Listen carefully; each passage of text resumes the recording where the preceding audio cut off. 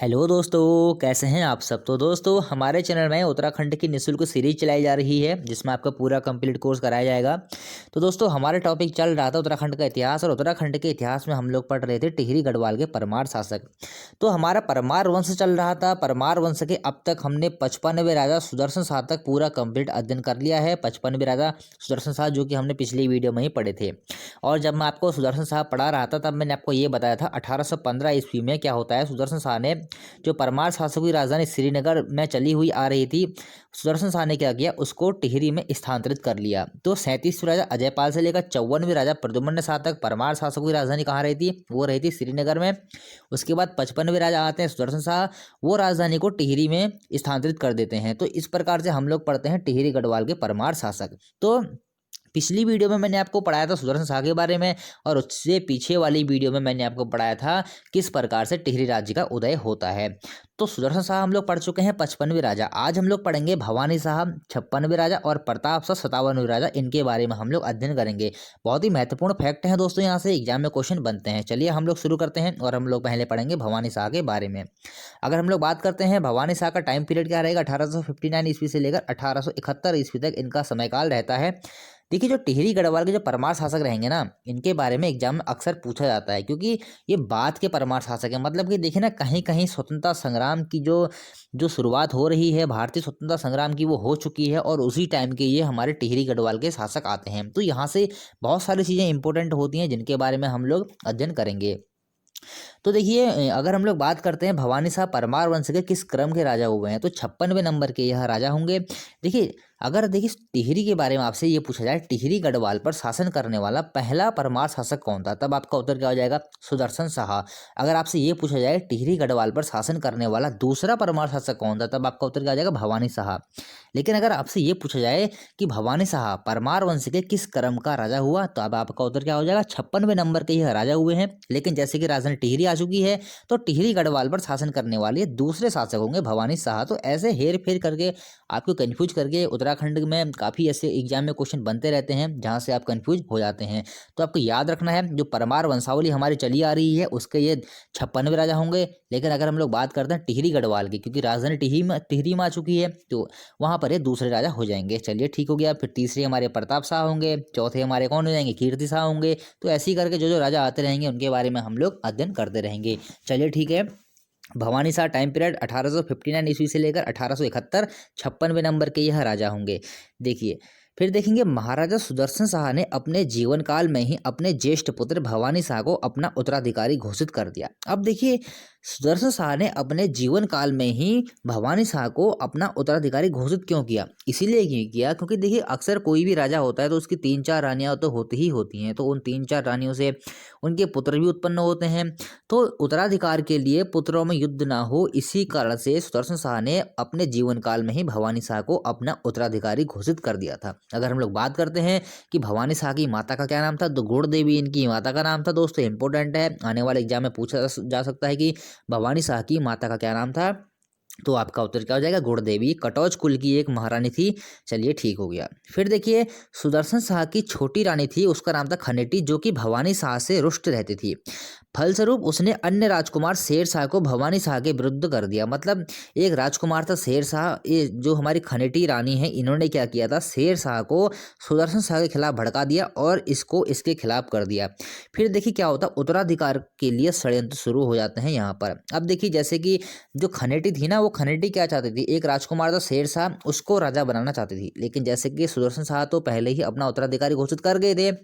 तो ये जब सुदर्शन शाह के जो अंतिम समय चल रहा था, उस समय की ये घटनाएं होती हैं, षड्यंत्र शुरू हो जाते हैं शेर शाह को गद्दी पर बैठाने के लिए और भवानी शाह को पद से हटाने के लिए।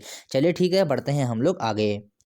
तो फिर देखिए, रानी खनेटी ने सुदर्शन शाह के मृत्यु के अंतिम दिनों में शेर शाह को सिंहासन पर बैठा दिया। मतलब कि जैसे सुदर्शन शाह की जब मृत्यु होती है, उस समय क्या होता है, उसके जो मृत्यु के अंतिम समय चल रहा होता है, मतलब अंतिम दिन चल रहे होते हैं, उसमें क्या करती हैं रानी खनेटी, सुदर्शन शाह की मृत्यु के अंतिम दिनों में ही शेर शाह को राज्य सिंहासन पर बैठा देती हैं। मतलब ये कुछ षड्यंत्र सी चालें चलती हैं, षड्यंत्र का प्रयोग करती हैं और शेर शाह को राज्य सिंहासन पर बैठा देती हैं। अब देखिए, राज्य सिंहासन पर तो शेर शाह को बैठा दिया, लेकिन इतना आसान नहीं था शेर शाह का राज्य सिंहासन पर बैठे रहना। तो राजगद्दी पर शेरशाह को बैठाए रखने के लिए रानी खंडेटी ने अनेक षड्यंत्र भी किए, मतलब कि राजगद्दी पर बैठाने के लिए भी षड्यंत्र किए थे और राजगद्दी में बैठे रहने के लिए भी षड्यंत्र किए थे। 8-9 महीने, मात्र 8 या 9 महीने तक ही जो हमारा ये शेरशाह आता है, इसने राज्य शासन पर अपना अधिकार जमाया था और शासन किया था टिहरी पर, मात्र 8 या 9 महीने में। इसलिए इनको कहीं पवार वंशावलियों में इनको कहीं जगह भी नहीं दी गई है। फिर देखिए अब देखिए, जैसे कि शेरशाह गद्दी पर बैठ गए हैं, लेकिन उत्तराधिकारी कौन है? भवानी शाह। लेकिन शेरशाह को बिठा दिया है गद्दी पर खनेटी ने षड्यंत्रों के द्वारा। फिर देखिए, राज पदाधिकारियों व प्रजा में दो दल बन गए थे इस समय। जिस समय क्या होता है, रानी खनेटी ने शेरशाह को राज्य शासन पर बैठाया, तो इस समय दो दल बन जाते हैं। एक दल होता है शेरशाह के पक्ष में और दूसरा दल क्या होता है? भवानी शाह के पक्ष में आ जाता है। लेकिन जो ये शेरशाह के पक्ष में जो लोग होते हैं ना, शेरशाह के पक्ष में, इसका पक्ष इस समय ज़्यादा मजबूत हो जाता है। भवानी शाह के पक्ष में जो लोग होते हैं वो इतने शक्तिशाली नहीं होते हैं, लेकिन शेरशाह के पक्ष में जो लोग होते हैं वो काफ़ी मजबूत इस समय ये वाला पक्ष हो जाता है। लेकिन इसी समय क्या होता है, भवानी शाह ने कमिश्नर हेनरी रैमजे से सहायता मांगी। जैसे कि भवानी शाह तो उत्तराधिकारी थे ही थे, तो उन्होंने क्या किया, इस समय जो कमिश्नर थे, ब्रिटिश कमिश्नर थे, वो हेनरी रैमजे थे। तो हेनरी रैमजे ने हेनरी रैमजे से सहायता मांगते हैं तथा उनको एक पत्र लिखते हैं। अब उस पत्र में ये लोग क्या लिखते हैं, भवानी शाह उस पत्र में ये लिखते हैं कि मैं ही सुदर्शन शाह का उत्तराधिकारी हूँ, मुझे ही घोषित किया हुआ है उत्तराधिकारी। किसने? सुदर्शन शाह ने मुझे ही अगला उत्तराधिकारी घोषित किया हुआ है और यहाँ षड्यंत्र के द्वारा शेरशाह को राज्य शासन पर बैठा दिया गया है। तो जब ये पत्र पहुंचता है हेनरी रैमजे के पास, तो हेनरी रैमजे क्या करते हैं, कमिश्नर हेनरी रैमजे सितंबर 1859 ईस्वी में टिहरी आते हैं और 6 सितंबर 1859 ईस्वी को एक सनद तैयार करते हैं जिसके द्वारा भवानी शाह को राज्यभार सौंप देते हैं। तो अगर हम लोग बात करते हैं कि भवानी शाह किसके सहयोग से अपनी मतलब किसके सहयोग से राजगद्दी पर बैठा था, तो आपका उत्तर क्या हो जाएगा, हेनरी रैमजे के सहयोग से ही गद्दी पर बैठता है। तो देखिए अभी तक क्या हो रहा था, षड्यंत्र से खनेटी ने क्या किया था, शेरशाह को सिंहासन पर बैठा दिया था। हेनरी रैमजे आते हैं टिहरी में और एक सनद तैयार करते हैं और भवानी शाह को राज्यभार सौंप देते हैं। और जो ये शेरशाह होता है ना, ये शेरशाह होता है, ये कहीं विद्रोह ना कर दे, ये फिर से कोई षड्यंत्र ना कर दे, इस कारण से क्या करते हैं कमिश्नर हेनरी रैमजे इस शेरशाह को देहरादून ले जाते हैं, देहरादून में ले जाके बंदी बना लेते हैं। लेकिन वहाँ से भी इसके षड्यंत्र भी चलते रहेंगे जिनके बारे में भी आपको बताऊंगा। लेकिन कुछ इतिहासकार ऐसा भी कहते हैं शेरशाह नाम का कोई व्यक्ति हुआ ही नहीं। कुछ इतिहासकार ऐसा भी कहते हैं कि शेरशाह नाम का व्यक्ति हुआ था, लेकिन अधिकतर इतिहासकार यही कहते हैं कि शेरशाह जो था 8-9 महीने के लिए शासन पर बैठा हुआ था। चलिए ठीक है, हम लोग बढ़ते हैं आगे। तो देखिए शेरशाह को देहरादून ले जाया गया जहां पर उसको कैद कर लिया गया और 25 अक्टूबर 1859 ईस्वी को भवानी शाह का राज्याभिषेक कर दिया गया और 25 अक्टूबर 1859 ईस्वी से भवानी शाह का राज्य आरंभ हो जाता है। चलिए ठीक हो गया। फिर देखिए एक पुस्तक है गुलदस्त तवारीख कोह टिहरी गढ़वाल, इसके बारे में मैं आपको पहले बता चुका हूँ। इस पुस्तक के बारे में, गुलदस्त तवारीख कोह टिहरी गढ़वाल बहुत ही महत्वपूर्ण है दोस्तों, ये आने वाले एग्जाम के लिए पूछ सकता है इस पुस्तक के बारे में, इसलिए इसके राइटर का नाम आपको याद रखना है। मियाँ प्रेम सिंह है इनके राइटर। मियाँ प्रेम सिंह ने एक पुस्तक लिखी है गुलदस्त तवारीख कोह टिहरी गढ़वाल। अच्छा, ये षड्यंत्र हुए थे रानी खनेटी के द्वारा, जो भी षड्यंत्र किए गए थे शेरशाह को गद्दी में बैठाने के लिए, उसके बाद गद्दी में जब वो बैठ गया उसको गद्दी में बनाए रखने के लिए, तो इन सभी षड्यंत्रों की जानकारी हमको इस पुस्तक से प्राप्त होती है। चलिए ठीक हो गया। फिर देखिए कुछ बेसिक से क्वेश्चन है भवानी शाह से, उसके बारे में भी हम लोग जानेंगे। अंग्रेजों की सहायता से बनने वाला परमार राजा कौन था? भवानी शाह। क्वेश्चन ऐसे बनेगा दोस्तों, कौन सा परमार शासक ऐसा शासक था जो कि अंग्रेजों की सहायता से राज्य सिंहासन पर बैठा था? आपका उत्तर क्या हो जाएगा? भवानी शाह। आने वाले एग्जाम के लिए बहुत ही महत्वपूर्ण है। आने वाले एग्जाम के लिए दोस्तों ऐसे ही क्वेश्चन वर्तमान में बन रहे हैं, तो आपको याद रखना है भवानी शाह एक ऐसा राजा रहेगा जो कि अंग्रेजों की सहायता से गद्दी पर बैठा था। चलिए ठीक हो गया। फिर देखिए भवानी शाह में कुशल राजा बनने का अभाव था। इसके समय में विद्रोह तथा षड्यंत्र चलते रहे थे, मतलब कि ये राजा इतना अच्छा था नहीं, इस कारण से इसमें ऐसे गुण नहीं थे जो कि शासन प्रशासन को अच्छे से चला सके। तो इसके कारण में विद्रोह चलते रहे, षड्यंत्र चलते रहे। और ये विद्रोह भी देखिए, विद्रोह की बारी आएगी तो जो शेरशाह है वो देहरादून में है, देहरादून से भी क्या करता रहेगा, वहाँ से भी षड्यंत्र चलाता रहेगा, जिसके बारे में अभी हम लोग पढ़ेंगे। फिर देखिए भवानी शाह शांति प्रिय तथा एकांत प्रिय था। अब देखिए जो राजा शांत जो चलो शांति प्रिय ठीक है, लेकिन जो राजा एकांत प्रिय हो, क्या वो शासन प्रशासन अच्छे से चला सकता है? बिल्कुल नहीं। देखिए इस भवानी शाह शांति प्रिय तथा एकांत प्रिय था तथा इसने अपना राजकाज राज्य के दीवानों के ऊपर छोड़ दिया था। तो क्वेश्चन बन सकता है दोस्तों, परमार वंश का ऐसा कौन सा राजा था जो कि शांति प्रिय होने के साथ साथ एकांत प्रिय भी था तथा इसने अपना राजकाज दीवानों के ऊपर छोड़ दिया था? तो आपका उत्तर क्या आ जाएगा? भवानी शाह। चलिए ठीक हो गया। और देखिए भवानी शाह के बारे में ये कहा जाता है कि यह साधु परवर्ती के राजा हुआ करते थे। तो दोस्तों क्वेश्चन बनता है, परमार वंश का ऐसा कौन सा शासक है जो कि साधु परवर्ती का राजा था? आपका उत्तर क्या हो जाएगा? भवानी शाह। चलिए ठीक है, हम लोग बढ़ते हैं आगे। और देखिए यहाँ से एक बात हम लोग और जान लेंगे, जैसे मैंने आपको बताया ना कि शांति प्रिय था, एकांति प्रिय था और ये प्रजा से भी दूरी बनाए रखता था। मतलब कि देखिए वो राजा अच्छा माना जाता है जो कि प्रजा से अधिक उसके साथ समय बिताए, उसके दुखों को समझे, जो भी मतलब उसके साथ न्याय करे। तो लेकिन जो भवानी शाह था वो प्रजा से भी दूर ही रहता था, जिस कारण से इसको शांति प्रिय और एकांति प्रिय कहा गया है। चलिए बढ़ते हैं आगे। फिर देखिए क्या होता है, जो शेरशाह था, मैंने आपको बताया ना शेरशाह को बंदी बना के देहरादून ले जाया गया था। कौन ले गया था? Henry Ramsay. तो शेरशाह तथा उसके पक्षधरों ने क्या किया था? जौनपुर परगने के निवासियों को भवानी शाह के विरुद्ध भड़का दिया। मतलब जो जौनपुर परगने के निवासी थे उनको क्या किया? वहाँ के निवासियों को भवानी शाह के विरुद्ध भड़का दिया और ब्रिटिश सरकार से सहायता मिलने के बाद ही यह विद्रोह शांत हो पाया था। तो जो शेरशाह था ना, ये देहरादून में रह के भी बार बार क्या कर रहा था? वहाँ षड्यंत्र करवा रहा था, वहाँ की जो जनता थी उसको भवानी शाह के विरुद्ध भड़का रहा था। तो काफ़ी सारे इस समय इसका हस्तक्षेप चल रहा था देहरादून से भी। और देखिए क्या होता है कि इस समय प्रजा पर राज पदाधिकारियों के अत्याचार बढ़ गए, जिस कारण से देखिए शेरशाह को किसी लोगों का समर्थन प्राप्त था। जैसे इससे कुछ पक्षधर थे, इनको शेरशाह का समर्थन प्राप्त था। अब ये लोग क्या किया करते थे? प्रजा के ऊपर अत्याचार करने लगे। जो राज पदाधिकारी थे उनका अत्याचार बढ़ने लग गया था इस समय पे।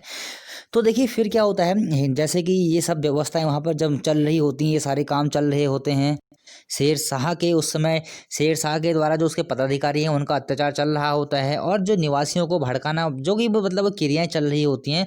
अब इस बात से जो भवानी शाह होता है ब्रिटिश सरकार को इस बात से अवगत कराता है और भवानी शाह को जब ब्रिटिश सरकार से सहायता मिलती है तभी यह विद्रोह शांत हो पाता है।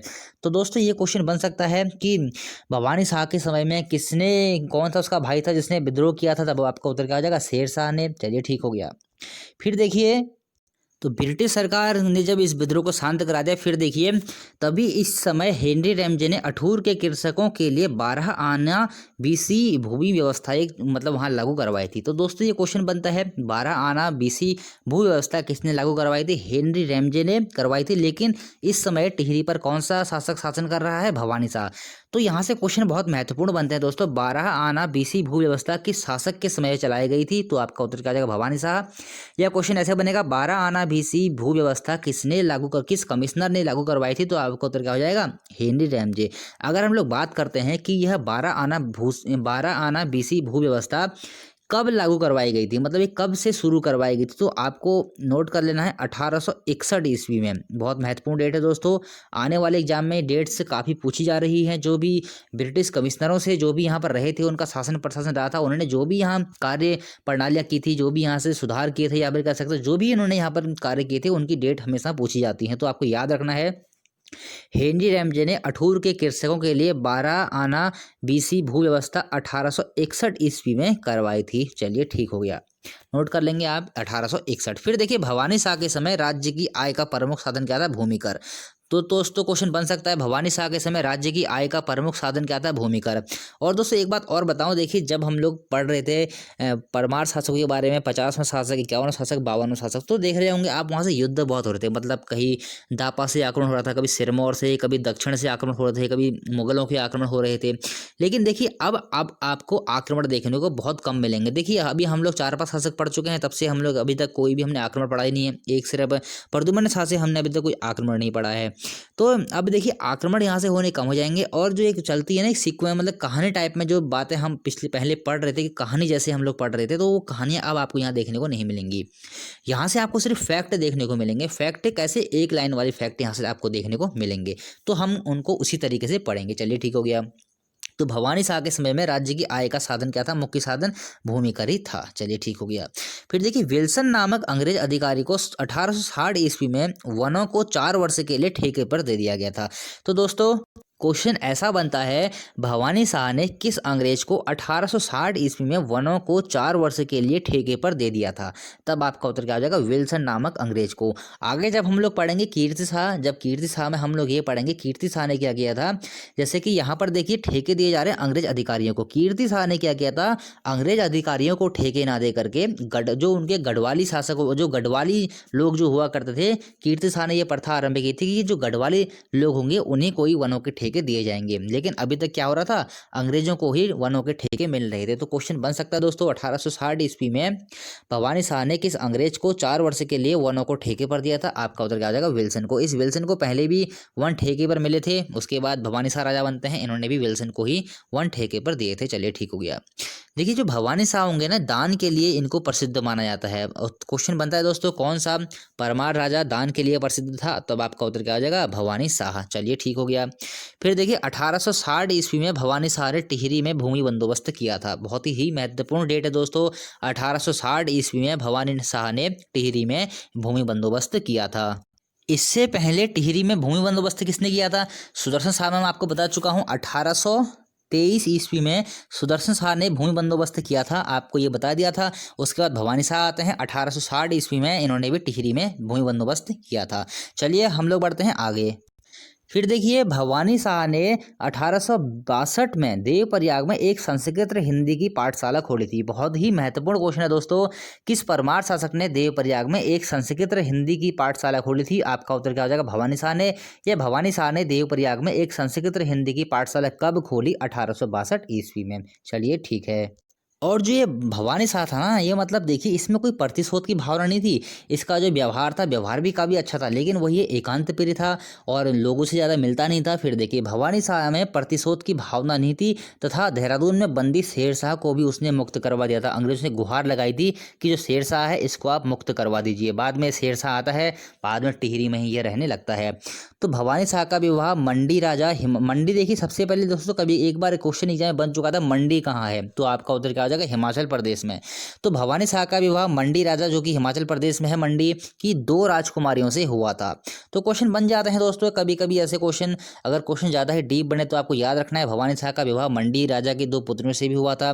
फिर देखिए प्रताप शाह, विक्रम शाह के अतिरिक्त इनके 7 पुत्र थे। 7 पुत्र इनके हो जाएंगे, जिसमें प्रताप शाह बनेंगे अगले राजा। चलिए ठीक हो गया। फिर देखिए दिसंबर 1861 ईस्वी में भवानी शाह की मृत्यु हो जाती है। देखिए टिहरी गढ़वाल के शासक महत्वपूर्ण रहेंगे, इनकी मृत्यु भी आपको याद रखनी है। 1871 ईस्वी में भवानी शाह की मृत्यु हो गई थी। चलिए हम लोग बढ़ते हैं आगे। अब पढ़ते हैं हम लोग किसके बारे में? प्रताप शाह के बारे में। तो भवानी शाह के बारे में हमने पढ़ लिया है, अब हम लोग जान लेते हैं प्रताप शाह के बारे में। देखिए इनका जो टाइम पीरियड रहेगा 1871 से लेकर 1887 ईस्वी तक इनका टाइम पीरियड रहेगा। अगर हम लोग बात करते हैं प्रताप शाह परमार वंश के किस क्रम के राजा हुए, तो आपको याद रखना है 57वें नंबर के यह राजा होंगे। चलिए ठीक हो गया। अगर हम लोग बात करते हैं इनके पिता का क्या नाम था, इनके पिता का नाम क्या था? भवानी शाह। चलिए ठीक है।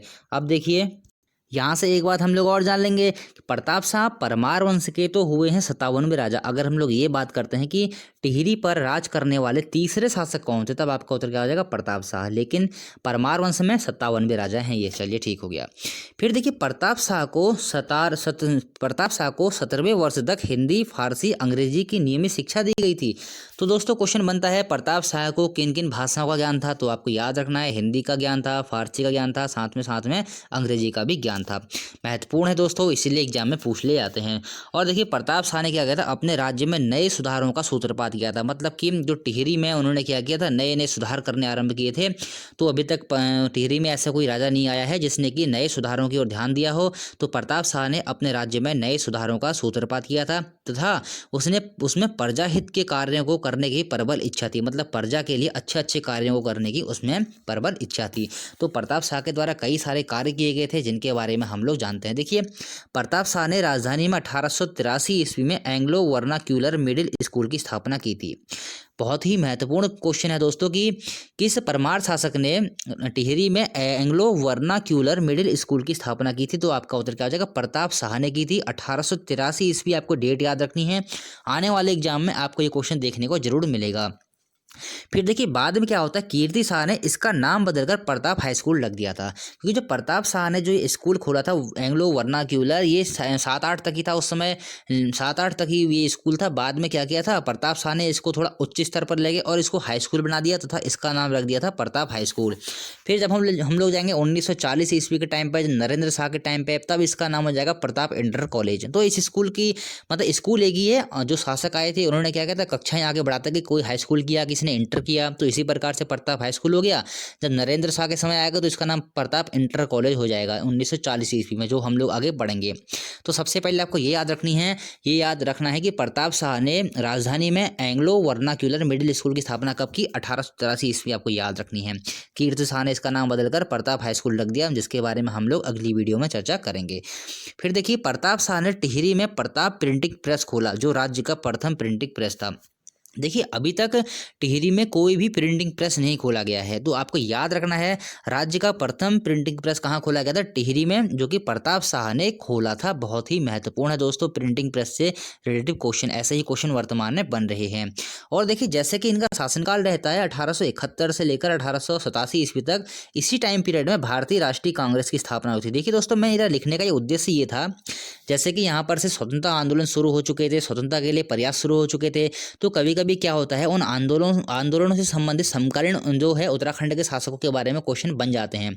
अगर आपको ये टाइम पीरियड याद है ना, 1871 ईस्वी से लेकर 1887 ईस्वी तक, तब आपको पता होगा इसी दौरान 1885 ईस्वी में भारतीय राष्ट्रीय कांग्रेस की स्थापना हुई थी, और इस समय टिहरी के परमार्थ शासक कौन रहेंगे, वो रहेंगे प्रताप शाह। तो मेरा ये लिखने का यही उद्देश्य था कि आप टाइम पीरियड याद करिए टिहरी राजवंश के शासकों के, क्योंकि यहाँ से क्या किया जाएगा, जो भारत में जो आंदोलन चल रहे हैं उन आंदोलनों को टिहरी शासकों के शासनकाल से जोड़ा जाएगा, और आपसे ये पूछा जाएगा, बताओ कि जिस समय यह आंदोलन हुआ था उस समय परमार वंश के राजा कौन थे। तो इस तरीके से क्वेश्चन बन जाते हैं, इसलिए टाइम पीरियड पे आपको ज़्यादा जोर देना है। चलिए ठीक है, पढ़ते हैं हम लोग आगे। तो मैंने आपको बताया था ना कि जो प्रताप शाह हैं उनके अंदर एक प्रबल इच्छा थी प्रजा के लिए कुछ करने की। तो प्रताप शाह ने टिहरी को आदर्श नगर बनाने का प्रयास किया था। इनके अंदर एक जुनून था कि मुझे जो टिहरी है उसको बहुत ही आदर्श नगर बनाना है, बहुत ही अच्छा नगर बनाना है। तो इसके लिए इन्होंने काफ़ी प्रयास किए थे, स्कूल इन्होंने खुलवाए थे। फिर देखिए प्रताप शाह के समय में 4 प्रकार के न्यायालय विद्यमान थे, दीवानी, फौजदारी, कलेक्टरी, सरसरी। ये बस सुदर्शन शाह के समय में भी यही चल रहे थे, और इनके प्रताप शाह के समय में भी यही 4 न्यायालय विद्यमान थे। तो आपको याद रखना है, क्वेश्चन दोस्तों ऐसे बनेगा, नाम तो नहीं पूछेगा, लेकिन आपसे ये पूछ सकता है प्रताप शाह के समय में कितने न्यायालय विद्यमान थे, तो आपका उत्तर क्या हो जाएगा, 4 प्रकार के न्यायालय विद्यमान थे। चलिए ठीक हो गया। फिर देखिए इस समय महत्वपूर्ण विवादों का निर्णय वह स्वयं किया करता था। बहुत ही महत्वपूर्ण है कि प्रताप शाह के समय में महत्वपूर्ण विवादों का निर्णय कौन करता था, आपका उत्तर क्या हो जाएगा, स्वयं राजा करता था। फिर देखिए प्रताप शाह ने अत्यधिक गर्मी के कारण, मतलब जो टिहरी था वहाँ पर अत्यधिक गर्मी पड़ती होगी, तो प्रताप शाह ने अत्यधिक गर्मी के कारण टिहरी को ग्रीष्मकाल के लिए उपयुक्त नहीं समझा, तथा टिहरी से 14 किलोमीटर दूर एक ऊंचाई वाली जगह पर नई राजधानी प्रतापनगर की स्थापना की 1877 ईस्वी में। तो दोस्तों बहुत ही महत्वपूर्ण ये क्वेश्चन है, प्रताप शाह ने प्रतापनगर की स्थापना कब की, 1877 ईस्वी में। इसने इसको ग्रीष्मकालीन अपनी राजधानी बनाया था, क्योंकि जो टिहरी था वो उपयुक्त नहीं था ग्रीष्मकाल के लिए, इसी कारण से ग्रीष्मकालीन इसने राजधानी बनाई थी, जिसका नाम रखा प्रतापनगर, और 1877 ईस्वी में यह राजधानी बनाई गई थी।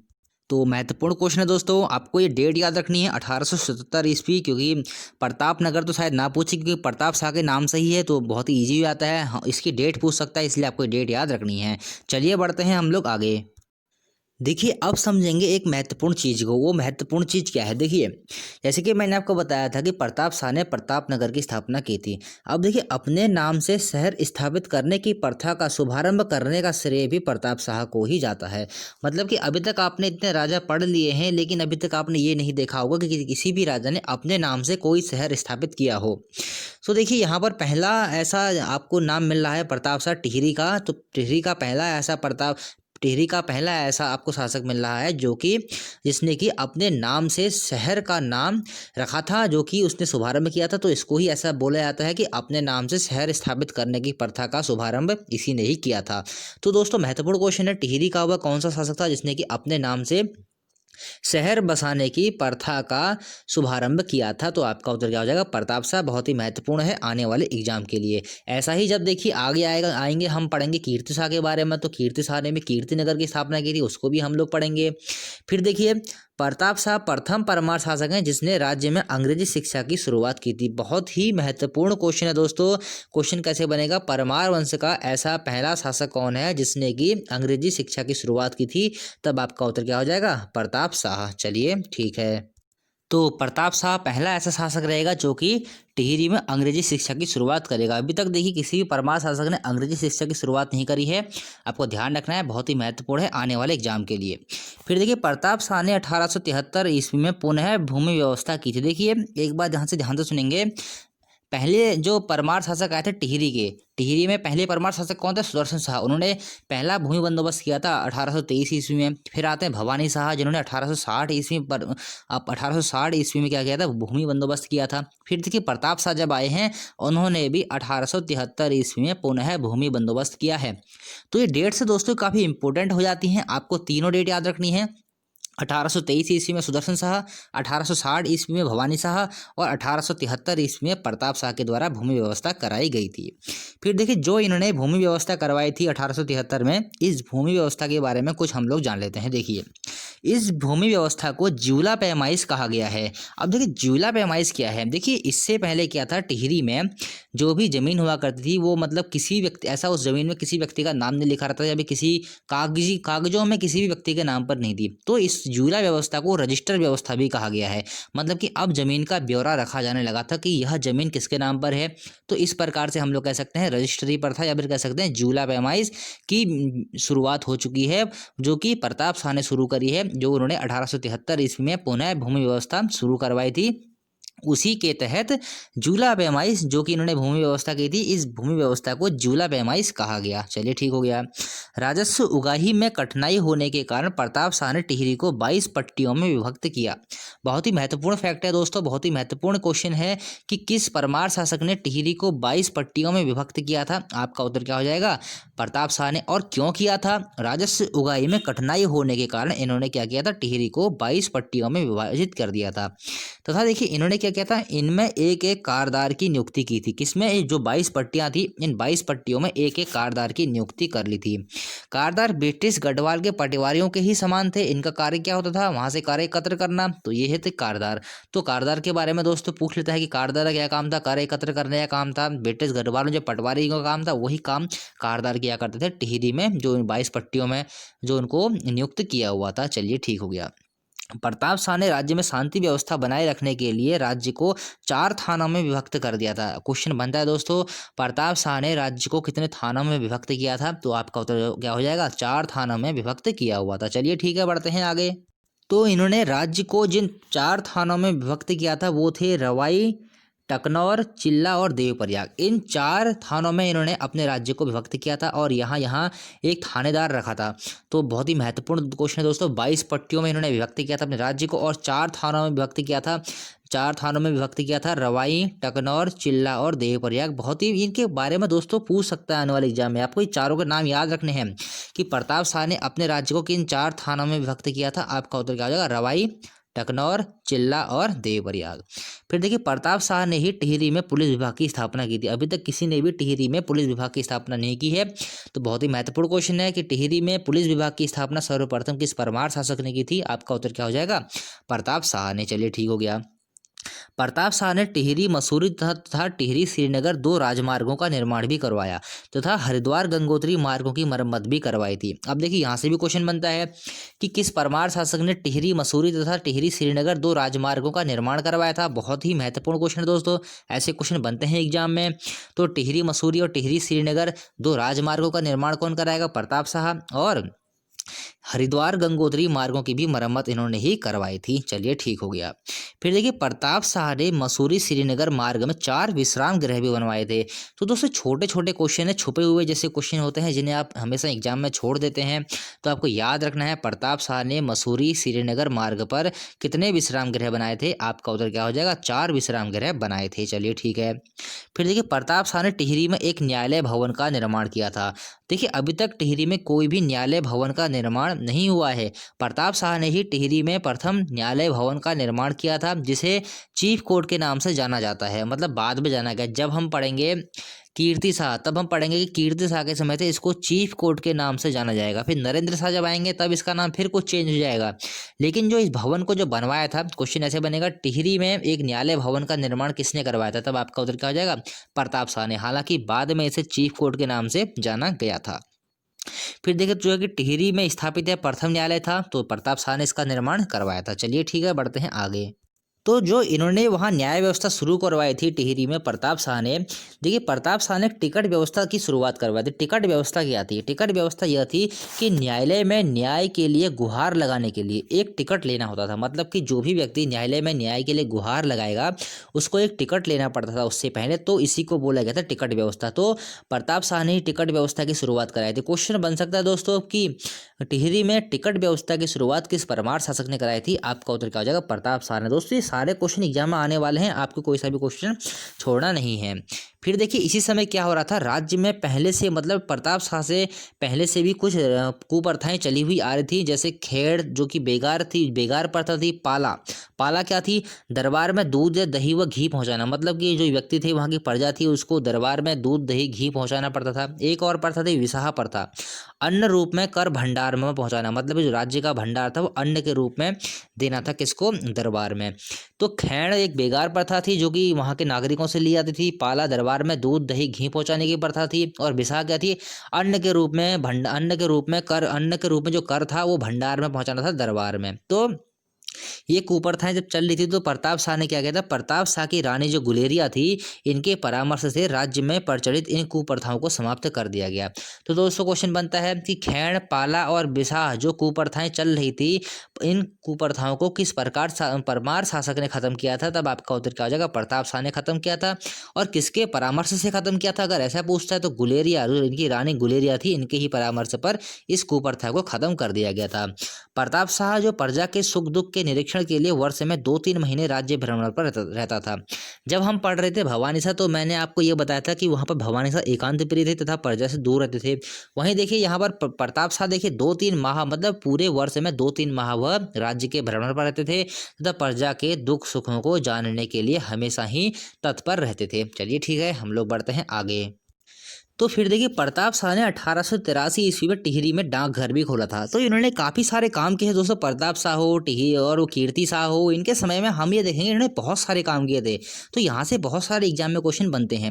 तो क्वेश्चन कैसे बनेगा, टिहरी में डाकघर किसने खोला था पहली बार? तो आपका उत्तर क्या जाएगा, प्रताप शाह ने। कब खोला था? 1883 ईस्वी में। तो देखिए इनकी मतलब टिहरी जो है नया नया बसाया हुआ था ना, तो उस जगह कोई जो जब कहीं पर भी कोई शहर अगर बसाया जाता है तो वहाँ हर चीज़ की सुविधा की जरूरत पड़ती है। तो समय समय पर जो भी शासक आए थे उन्होंने जैसे जैसे उनको आवश्यकता पड़ गई अपनी आवश्यकता अनुसार वहां पर चीज़ों की स्थापना करी। तो इन्होंने डाकघर भी खोला था 1883 ईस्वी में। पूछता है दोस्तों टिहरी में डाकघर किसने खोला था 1883 ईस्वी में? आपका उत्तर क्या हो जाएगा, प्रताप शाह ने। प्रताप शाह के राज्य में सुधारों के लिए निरंतर समर्पित रहते थे। मतलब प्रताप शाह राज्य में सुधारों के लिए हमेशा ही समर्पित थे। मतलब उनको यही उनके दिल में यही तमन्ना होती थी कि मतलब मैं ज़्यादा से ज़्यादा अपने राज्य में सुधार कर सकूं।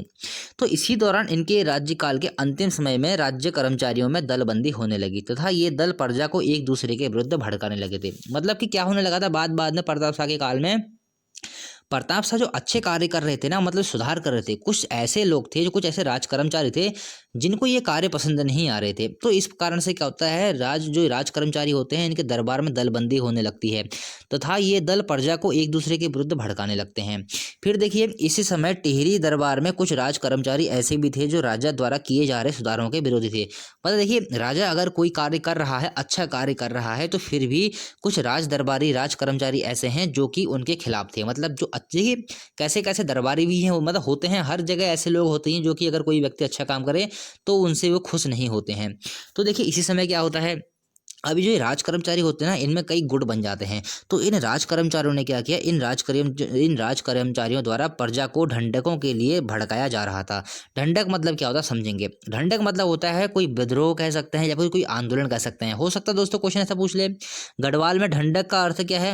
विद्रोह कह सकते हैं या फिर हम लोग आंदोलन कह सकते हैं। ये नोट कर लेंगे, आने वाले एग्जाम में ऐसे भी क्वेश्चन कभी कभी बन जाते हैं। तो देखिए जब दलबंदी बनी, इनके सुधारों से कुछ राज कर्मचारी ऐसे थे जो विरोधी हो गए थे, प्रजा को एक दूसरे के जो प्रजा थी उसको राज कर्मचारियों के विरुद्ध भड़का रहे थे, जो कि अच्छे कार्यों में राजा की सहायता कर रहे थे, और राजा के विरुद्ध भी प्रजा को भड़काने लगे थे, ढंढकों के लिए मतलब भड़काने लगे थे। अब देखिए इसी समय क्या हो रहा है, जब ये सारे कार्य हो रहे थे, एक लछमु कठैत नाम का जो एक राज दरबारी था, लछमु कठैत 33 वर्ष का यह था, जो कि राजा के साथ था सुधारों में। मतलब अगर हम कह सकते हैं कि प्रताप शाह के साथ वह कौन व्यक्ति था जो कि सुधारों में उसके साथ था, जो सर्वाधिक जो उसका सहयोग प्राप्त था प्रताप शाह को, तो लछमु कठैत था, जो भी सुधारों के प्रति सजग था। मतलब प्रताप शाह के साथ यह व्यक्ति भी टिहरी में सुधारों के प्रति बहुत ही ज़्यादा सजग था। अब क्या होता है, जो ये राज कर्मचारी है ना, जो ये मतलब एक दल बन गया था, इन राज कर्मचारियों द्वारा विषैली मदिरा दे दी गई थी। किसको? लछमु कठैत को। क्यों दी गई थी? क्योंकि इसके जो ये अच्छे कार्य कर रहा था इनको पसंद नहीं आ रहे थे। क्यों नहीं आ रहे थे? क्योंकि भाई जहाँ अगर अच्छे कार्य होते हैं तो वहाँ क्या होता है, जो कुछ बुरे लोग होते हैं ना वो हमेशा ही रुष्ट हो जाते हैं। तो लछमु कठैत से भी जो राज कर्मचारी जो होते हैं वो उनको मतलब उनसे रुष्ट हो जाते हैं, और लछमु कठैत को क्या करते हैं ये लोग विषैली मदिरा दे देते हैं और इनकी हत्या हो जाती है। तो पूछ सकता है दोस्तों लछमु कठैत का संबंध किस राजा से है, किस परमार शासक से है? तो आपका उत्तर क्या हो जाएगा? प्रताप शाह से लछमु कठैत का संबंध है। पूछ सकता है क्योंकि ये महत्वपूर्ण है, क्योंकि ये भी सुधारों के प्रति सजग थे टिहरी के लिए। चलिए ठीक है, हम लोग बढ़ते हैं आगे। फिर देखिए प्रताप शाह के आश्रय में कवि देवराज ने गढ़वाल राज्ञा वंशावली की रचना 1876 ईस्वी में की थी। अब देखिए बहुत ही महत्वपूर्ण फैक्ट है। पहले तो क्वेश्चन ये बनेगा, गढ़वाल राज्ञा वंशावली की रचना किसने की थी? तब आपका उत्तर क्या हो जाएगा? कवि देवराज ने। गढ़वाल राज्ञा वंशावली की रचना कौन करेगा? कवि देवराज। और अगर हम बात करें कवि देवराज ने गढ़वाल राज्ञा वंशावली की रचना कब की थी? तब आपका उत्तर क्या हो जाएगा? 1876 ईस्वी में इन्होंने इसकी रचना की थी। चलिए ठीक हो गया। अगर क्वेश्चन ये बने कवि देवराज ने गढ़वाल राज्ञा वंशावली की रचना 1876 ईस्वी में किसके आश्रय में की थी? तब आपका उत्तर क्या हो जाएगा? प्रताप शाह के आश्रय में इन्होंने की थी। चलिए ठीक हो गया। फिर देखिए प्रताप शाह की गुलेरिया रानी कुंदन देई से 3 पुत्र हुए थे। जो गुलेरिया रानी कुंदन देई थी इनसे इनके 3 पुत्र हुए थे, विचित्र शाह, कीर्ति शाह और सुरेंद्र शाह।